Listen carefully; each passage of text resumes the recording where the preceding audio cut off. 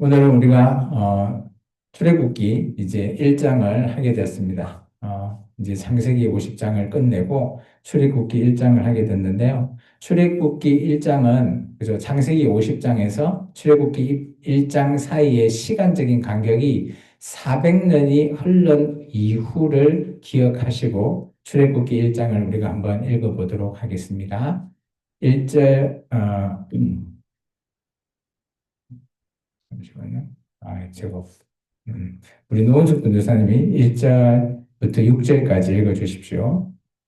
야곱과 함께 각각 자기 가족을 데리고 애굽에 이른 이스라엘 아들들의 이름은 이러하니 르우벤과 시므온과 레위와 유다와 이사갈과 스불론과 베냐민과 단과 납달리와 각과 아들이요 야곱의 허리에서 나온 사람이 모두 70이요 요셉은 애굽에 있었더라. 요셉과 그의 모든 형제와 그 시대의 사람은 다 죽었고. 네, 감사합니다. 제가 7절부터 10절까지 읽겠습니다. 이스라엘 자손은 생육하고 그러나 번성하고 매우 강하여 온 땅에 가득하게 되었더라. 요셉을 알지 못하는 새 왕이 일어나 애굽을 다스리더니 그가 그 백성에게 이르되 이 백성 이스라엘이 우리보다 많고 강하도다. 자, 우리가 그들에 대하여 지혜롭게 하자. 두렵건대 그들이 더 많게 되면 전쟁이 일어날 때에 우리 대적과 합하여 우리와 싸우고 이 땅에서 나아갈까 하노라 하고 우리 11절부터 14절 우리 신민주 청년 읽어주십시오. 위에 세우고 그들에게 무거운 짐을 지어 괴롭게 하여 그들에게 바로를 위하여 고성 기돔과 람셋을 건축하게 하니라. 그러나 학대를 받을수록 더욱 번성하여 퍼져나가니 애굽 사람이 이스라엘 자손으로 말미암아 근심하여 이스라엘 자손에게 일을 엄하게 시켜 어려운 노동으로 그들의 생활을 괴롭게 하니 곧 흙 이기기와 벽돌 붓기와 농사의 여러 가지 일이라. 그 시키는 일이 모두 엄하였더라. 네, 감사합니다. 우리 15절부터 18절 우리 신은주 청년이 봉독합니다. 사람에게 말하여 이르되 너희는 이 기쁘니 여인을 위하여 행산에 도울 때에 그 자리를 살펴서 아들이거든 그를 죽이고 딸이거든 살려두라. 그 어떤 산파들이 하나님을 두려워하여 애굽 왕의 명령을 어기고 남자 아기들을 살린지라. 애굽 왕이 산파를 불러 그들에게 있는데 너희가 어찌하여 이같이 남자 아기들을 살렸느냐. 네, 제가 15절부터 끝까지 읽겠습니다. 산파가 바로에게 대답하되 히브리 여인은 애굽 여인과 같지 아니하고 건장하여 산파가 그들에게 이르기 전에 해산하였더이다 하매 하나님이 그 산파들에게 은혜를 베푸시니 그 백성은 번성하고 매우 강해지니라. 그 산파들은 하나님을 경외하였으므로 하나님이 그들의 집안을 흥왕하게 하신지라. 그러므로 바로가 그의 모든 백성에게 명령하여 이르되 아들이 태어나거든 너희는 그를 나일강에 던지고 딸이거든 살려두라 하였더라. 아멘. 네, 오늘 하나님을 경외하는 자의 용기라는 제목으로 출애굽기 1장의 말씀을 살펴보겠습니다. 우리는 살면서 종종 이렇게 경우가 있을 수도 있죠. 그렇게 하나님께 질문을 던집니다. 왜 하나님을 믿는데 고난이 찾아올까? 이 부분은 바벨론 포로에 잡혀갔던 사람들도 마찬가지. 또 오늘같이 출애굽기 1장에 처해 있는 그죠. 이스라엘 민족이 이제 왕조가 바뀌고 난 이후에 고난을 당할 때의 그들의 질문이었습니다. 이 질문은 신앙의 고민보다는 현실적인 삶의 무게를 견디며 살아가는 모든 자에게 대한 공통적인 탄식이 아닐까 보여집니다. 정말 어렵고 힘들 때는 이런 질문을, 넋두리 같은 질문을 던지게 되죠. 출애굽기 1장은 바로 그런 질문에 대한 하나님의 응답이 시작이 되는 것입니다. 이스라엘 백성은 애굽에서 번성했지만 그 번성은 곧 고난으로 이어졌습니다. 오늘 우리 말씀을 보시면 그죠? 8절에 보시면 요셉을 알지 못하는 새 왕이 일어났다라는 표현이 있습니다. 기존의 왕조, 요셉이 총리가 되었던 왕조는 힉소스 왕조였고요. 이제 요셉이 알지 못하는 왕조가 18왕조입니다. 이 이집트를 다스리는 이 왕조가 그죠? 기존의 셈족에서 이제 함족으로 바뀌었다라는 겁니다. 그러다 보니까 셈족의 총리 집안이었던 그 총리를 기반으로 했던 이스라엘 민족이 이제 함족이 바뀜으로 해서 노예로 전락하게 됩니다. 이처럼 요셉을 알지 못하는 새 왕, 그들을 통해서 오늘 이스라엘 민족은 애굽에서 삶이 하루아침에 억압과 두려움에 떨고 있는 거죠. 자유롭던 삶이 이제 억압을 받게 되고요. 아이의 오늘 가장 중요한 시점은 아이가 탄생했을 때 그걸 축복해야 되는데 축복이 아닌 위협으로 다가왔다라는 겁니다. 하지만 놀라운 것은 그 고난 속에서도 이 이스라엘은 멈추지 않는다는 겁니다. 학대를 받으면 받을수록 더 번성하고 억압받을수록 더 강해진다라는 겁니다. 이것은 단순히 이스라엘 민족의 생존을 얘기하는 것이 아닙니다. 하나님을 경외하는 자들이 어떻게 세상의 두려움을 이겨내는지를 보여주는 믿음의 이야기죠. 특히 오늘 본문에 등장하는 히브리 산파가 뭔지 아시죠? 요즘은 산파가 없는데 병원에 가면 하니까 이전에는 아기를 밟는 그런 직업을 산파라고 합니다. 우리에게 깊은 울림을 주죠. 그들은 왕의 명령 앞에서 하나님을 두려워했고요. 그들의 선택은 목숨을 건 선택이었지만 그 하나님을 경외함으로 하나님의 기쁨이 되었고 결국은 하나님의 구원의 계획을 여는 열쇠가 되었습니다.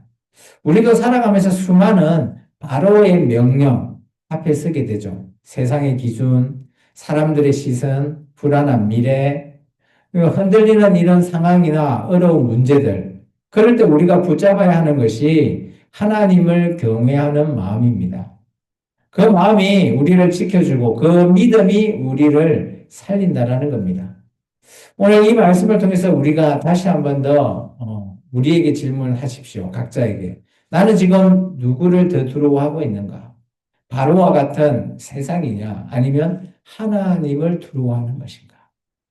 세상의 소리보다 하나님의 음성을 귀 기울이고 있는 자라면 내가 오늘 하나님을 경외하는 자로 잘 살고 있는가? 라는 것을 다시 한 번 더 우리 자신에게 질문을 던져보시기 바랍니다. 이제 본문을 통해서 하나님을 경외하는 자의 용기가 어떻게 하나님의 역사를 이루는지를 살펴보겠습니다. 우리 말씀을 먼저 한번 읽어볼까요? 출애굽기 1장 12절입니다. 같이 읽습니다. 그러나 학대받을수록 더 번성하여 퍼져 나가니 애굽 사람이 이스라엘 자손으로 말미암아 근심했다라고 합니다. 이 당시에 이스라엘 민족이 얼마나 많은 수로 번성했으면 애굽이 다스리고 있는 이 왕조가 근심할 정도로 그죠? 눈에 띄게 번성했다라는 겁니다. 그들의 수가 많아지고 영향력이 커지자 애굽의 왕은 두려움을 느낀 겁니다. 그 두려움은 곧 억압으로 이어지는 거죠. 자기가 통제해야 되는 그런 자들로 만들기 위해서 이스라엘 모든 백성들을 강제 노동을 시키고 고통 속에서 내몹니다. 그 중에 그렇게 하고 있지만 놀랍게도 이스라엘 민족은 좀처럼 꺾이지 않죠. 오히려 고난 속에서 더 강해지고 더 넓게 더 많은 수가 번성하게 됩니다. 이런 장면은 우리의 삶과도 너무 닮아 있습니다. 우리가 잘 될 때는 세상에 아무 일도 하지 않다가 조금만 빛나기 시작하면 우리를 견제하고 우리를 그죠? 옆에서 억압하기 시작하죠. 직장에서나 가정에서나 많은 관계 속에 이유 없이 억울한 일을 겪을 때가 있습니다. 그럴 때 우리가 왜 나만 이러지? 라는 질문을 떠올릴 때 오늘 출애굽기 1장과 같은 상황을 한번 떠올려 보시기 바랍니다. 하나님의 백성은 고난 속에서 자란다라는 것을 꼭 기억하시기 바랍니다. 왜냐하면 그들의 뿌리는 하나님이 있기 때문이죠. 오늘 우리에게도 마찬가지입니다. 내가 그저 세상 사람과 타협하면 세상은 우리를 억압하지 않습니다. 근데 내가 하나님 뜻대로 살려고 하면 세상은 우리를 억압하기 시작하기 때문이죠. 애굽의 왕은 이스라엘을 무너뜨리려 하지만 하나님은 그 고난을 성장의 도구로 사용하셨습니다. 단순한 생존이 아니라 하나님의 섭리죠. 하나님은 고난을 허락하실 때 반드시 그 안에 목적이 있다는 겁니다. 우리는 그 목적을 다 알 수 없어요. 그렇지만 믿음으로 걸어갈 때 그 목적을 우리가 알 수 있다는 겁니다. 로마서 8장은 이렇게 말합니다. 같이 읽습니다. 생각하건대 현재의 고난은 장차 우리에게 나타날 영광과 비교할 수 없다. 우리는 알 수 없어요. 그렇지만 장차 우리에게 나타날 그 영광, 그걸 우리가 비견할 수도 없는 것이다. 라고 얘기하고 있고요. 야고보서 2절에서 4절, 1장 2절 4절은 이렇게 말합니다. 같이 읽을까요? 내 형제들아, 너희가 여러 시험을 당하거든 온전히 기쁘게 여기라. 이는 너희의 믿음의 실현이 인내를 만들어내는 줄을 너희가 알미라. 인내를 온전히 이루라. 이는 너희로 온전하고 구비하여 조금 더 부족함이 없게 하러 뭔 말이에요? 고난은 당연히 당할 수밖에 없는 것이라는 겁니다. 그렇지만 그 고난 속에서 무너지는 게 아니라 단단하게 하나님께서 빚어내면서 하나님께서 하나님의 손길로 시작되는 겁니다. 이스라엘 백성은 이 고난 속에서 하나님을 붙잡았고 그 믿음은 결국 출애굽이라고 하는 놀라운 구원의 시작이 계획되고 있는 거죠. 오늘 우리도 마찬가지 아닐까요? 삶이 힘들다고 느껴질 때 하나님은 우리를 버린 게 아니라 더 깊이 우리를 다듬고 계신다. 단단해지게끔. 억압 속에서도 번성했던 이스라엘처럼 우리가 고난 속에서도 잘 자랄 수 있게끔. 왜냐하면 하나님은 그 고난 속에서 일하시기 때문입니다. 두 번째, 오늘 산파들에 대한 얘기를 하고 있습니다. 우리 출애굽기 1장 17절 내용입니다. 같이 읽을까요? 그러나 산파들이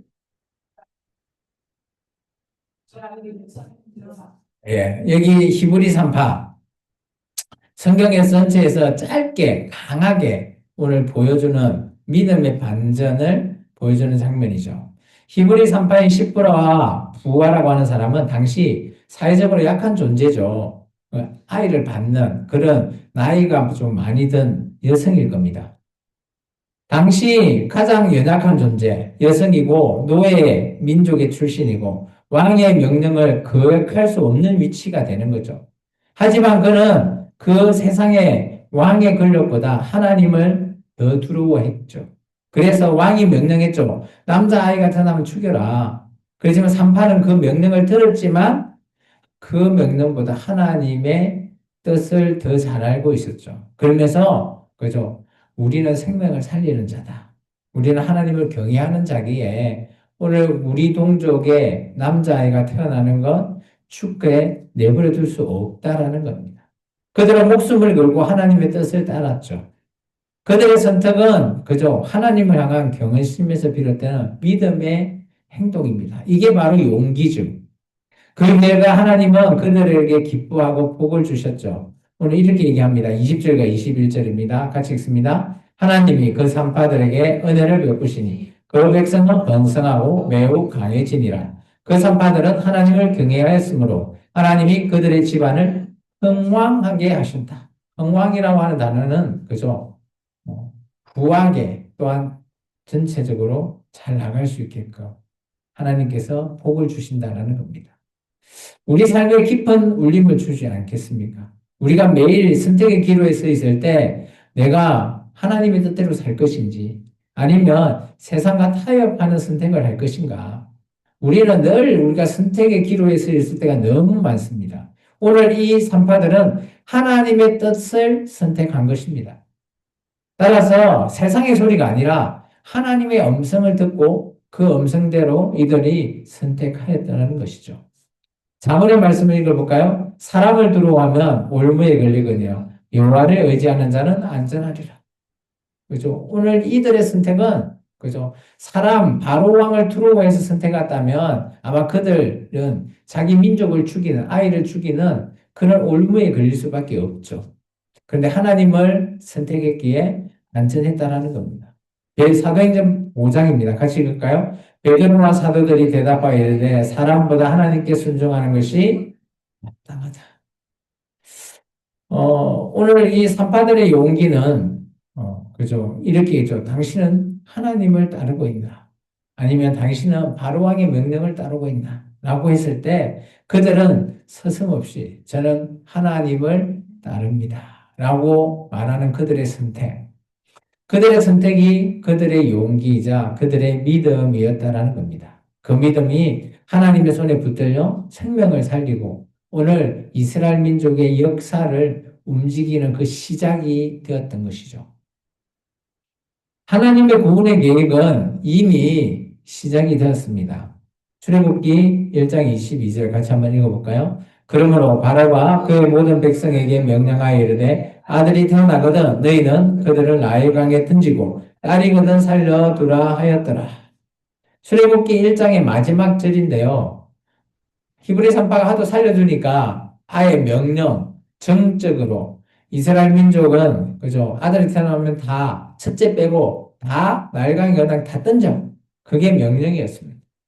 가장 절망적인 순간이죠. 가장 어두운 명령을 내려지는 장면입니다. 생명을 가진 아기를 태어나자마자 죽임을 당해야 되는 현실. 이게 나중에 출애굽해서 사람의 숫자를 세보니까 아버지 수와 아들 수가 거의 1대1입니다. 자녀가 하나밖에 없는 거죠, 아들은. 그죠? 그러다 보니까 거의 얼마나 많은 자기의 자식들을 나일강에 던졌을까요?